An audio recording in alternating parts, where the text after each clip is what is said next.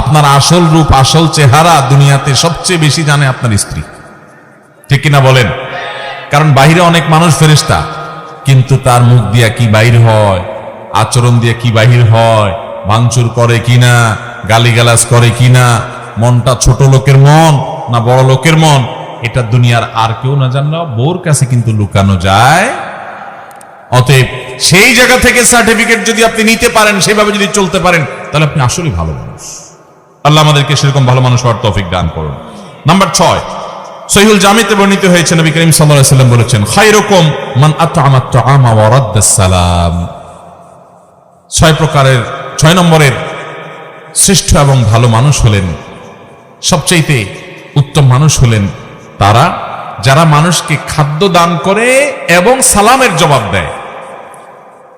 খাদ্য দান করা এটা স্বতন্ত্র একটা ইবাদত, স্পেশাল একটা ইবাদত। আমরা অনেকে নগদ টাকা পয়সা দেই, ভালো কথা, কিন্তু কখনো কখনো অভাবী গরিব দুঃখী মানুষকে খাবার দিবেন, আহার দিবেন। একজন গরিব মানুষ বাজারে গেছে, মাছ বাজারে দেখবেন ঘুরছে, ছোট ছোট মাছ মুলাচ্ছে, বারবার নেওয়ার সাহস পাচ্ছে না। আল্লাহ আপনাকে তৌফিক দিয়েছেন, আপনি তার পিঠে হাত দিয়ে বলেন, ভাই যদি মনে কিছু না করেন আপনি এই মাছটা নেন, আমি টাকা দিব, আমি খুশি হব ভাই, আপনি মাইন্ড করেন না। আপনি তাকে যদি এভাবে ম্যানেজ করে মাছটা কিনে দিতে পারেন, তার বাসায় নিয়ে যাবে, কত খুশি হবে। এই ছোট ছোট আমলগুলো মানুষ কিছু কোথায় নিয়ে যায়, কত দূর নিয়ে যায়। এই ছোট ছোট আমলগুলোই মানুষকে জান্নাতে যাওয়ার কারণ হতে পারে। আল্লাহ তাআলা জান্নাতের জন্য বাহানা খুঁজবেন, দিল থেকে মানুষের দোয়া আসে। আপনি কোনো গরিব ফ্যামিলি আছে যারা হয়তো অনেকদিন গোশত খেতে পারে না, আপনি 1 কেজি 2 কেজি গোশত, ফ্রেশ গোশত কিনে প্যাকেটটা নিয়ে তাদের বাসায় দিয়ে আসলেন, কত খুশি হবে তারা।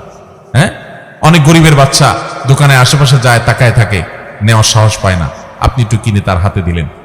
এই যে মানুষকে খাদ্য দান করা খুঁটে খুঁটে খুঁজে খুঁজে, এটা এত বড় ইবাদত, এত বড় ইবাদত, যে এর মাধ্যমে মানুষ আল্লাহর কাছে শ্রেষ্ঠ মানুষ হতে পারে, নবীজির চোখে সেরা মানুষ হতে পারে।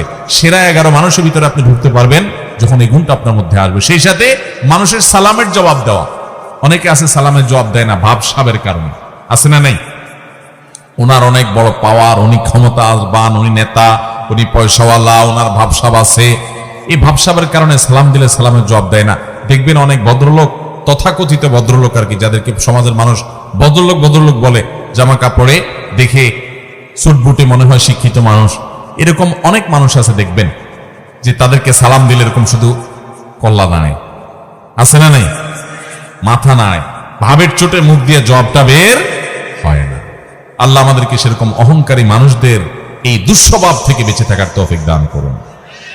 তাহলে সালাম দিলে সালামের জবাব দিতে কখনো কার্পণ্য করা যাবে? কেউ যদি সালাম দেয় তাকে শুনাইয়া জবাব দেওয়া ওয়াজিব। আপনাকে কেউ সালাম দিল, আসসালামু আলাইকুম বলল, আপনি মনে মনে জবাব দিলে হবে না। আপনাকে কি করতে হবে? ওই লোকটাকে শুনাইয়া জবাব দিতে। আপনি গাড়িতে যাচ্ছেন, সে সালাম দিছে, গ্লাস লাগানো, শুনতে পাইছেন, কিন্তু আপনার জবাব সে শুনবে না, গাড়ি রানিং এ আছে। তাহলে মুখ দিয়ে জবাব দিবেন আর হাত দিয়ে ইশারা দিবেন যে জবাব আমি দিছি। কারণ মুসলমানকে ইসলাম ম্যানার্স শিখিয়েছে, সৌজন্যতা শিখিয়েছে, ভদ্রতা শিখিয়েছে।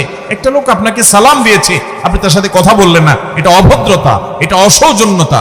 ইসলাম মানুষকে সুন্দর জীবন যাপন করতে বলে। অতএব আপনি আল্লাহর কাছে এবং নবী সাল্লাল্লাহু আলাইহি ওয়াসাল্লামের চোখে সেরা মানুষ হতে হলে মানুষকে খাবার দিবেন এবং সালাম দিবেন, সালামের জবাব দিবেন। নাম্বার 7 নম্বর সেরা মানুষ, নবী সাল্লাল্লাহু আলাইহি ওয়াসাল্লামের চোখে সেরা মানুষ হলেন ওই মানুষগুলো যারা নামাজে যখন দাঁড়ায়, আশেপাশে থাকা মুসল্লিদের কেউ নামাজে দাঁড়ালে একটু ফাঁকায় ঢুকতে চাইলে তার জন্য জায়গা করে দেয়, তেড়ামি করে না। আবার কিছু লোক আছে দেখবেন তেড়ামি করে। ধরেন কাতারের মাঝখানে আপনি দাঁড়াইছেন, পাশে আরেকজন দাঁড়াইছে, মাঝখানে একটু ফাঁকা আছে, ওখানে কেউ ঢুকতে চাইলে দেখবেন এরকম টাইট হয়ে যায়। অনেকে আছে না, মানে ভাই আপনি ডিস্টার্ব করতে আসছেন কেন, আমি একটু রিল্যাক্সের সাথে দাঁড়াই।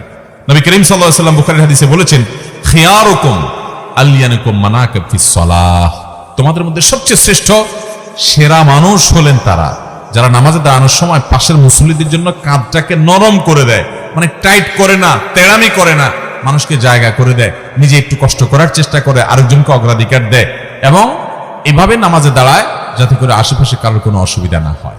এই যে কাঁধটাকে নরম করা, অন্যকে সুযোগ করে দেওয়া, কাতারে ফাঁকা বন্ধ করা, এই গুরুত্বপূর্ণ কাজটা করতে সহযোগিতা করে আশপাশে মুসল্লিদেরকে। অনেক সময় দেখা যায় যে জুমার দিন হয়তো খুব টাইট হয়ে গেছে, কাতার টাইট হয়ে থাকে না, সে নিজেকে নরম করে, আরেকজনকে সুযোগ করে দেয়, এ হলো ভালো মানুষ। 8 নম্বর ভালো মানুষ হলেন ওই লোকগুলো, যে লোকগুলোকে আল্লাহ তাআলা অনেক হায়াত দিয়েছেন, অনেক লম্বা হায়াত পেয়েছে। অনেক মুরব্বীরা দেখবেন এবং লম্বা হায়াত পেয়ে ভালো কাজ করেছে জীবনভর, জীবনে কখনো কোরআন তেলাওয়াত ছুটে নাই, জীবনে কখনো জিনার পাপ করে নাই, জীবনে কখনো নামাজ ছেড়ে নাই, জীবনে কখনো মানুষের হক মারে নাই, এভাবে ভালো কাজ দিয়ে তার জীবনটাকে সাজিয়েছে। এই মানুষটা আল্লাহর নবী সাল্লাল্লাহু আলাইহি ওয়াসাল্লামের চোখে সেরা মানুষ। এই জন্য নবী আলাইহিস সালাম বলেছেন, খায়রুন নাসি মান তালা উমরুহু ওয়া হাসুনা আমালুহু। সবচেয়ে ভালো এবং সবচেয়ে সেরা মানুষ হলেন ওই মানুষ যাদেরকে আল্লাহ তাআলা জীবন হায়াত দিয়েছেন দীর্ঘ, আবার তারা সেটাতে ভালো কাজও করেছে। নাম্বার 9, যেই মানুষগুলো সবচেয়ে বেশি মানুষের উপকার করে। খুব ভালো করে খেয়াল করেন, মানুষের কি করে? উপকার করে, খুঁটে খুঁটে খুঁজে খুঁজে মানুষের উপকার করে বেড়ায়। এই মানুষগুলো হলেন সবচেয়ে সেরা মানুষ, সবচেয়ে শ্রেষ্ঠ মানুষ, সবচেয়ে উত্তম মানুষ। নবী করিম সাল্লাল্লাহু আলাইহি ওয়াসাল্লাম বলেছেন, খায়রুন নাসি আনফাহুম লিন-নাস।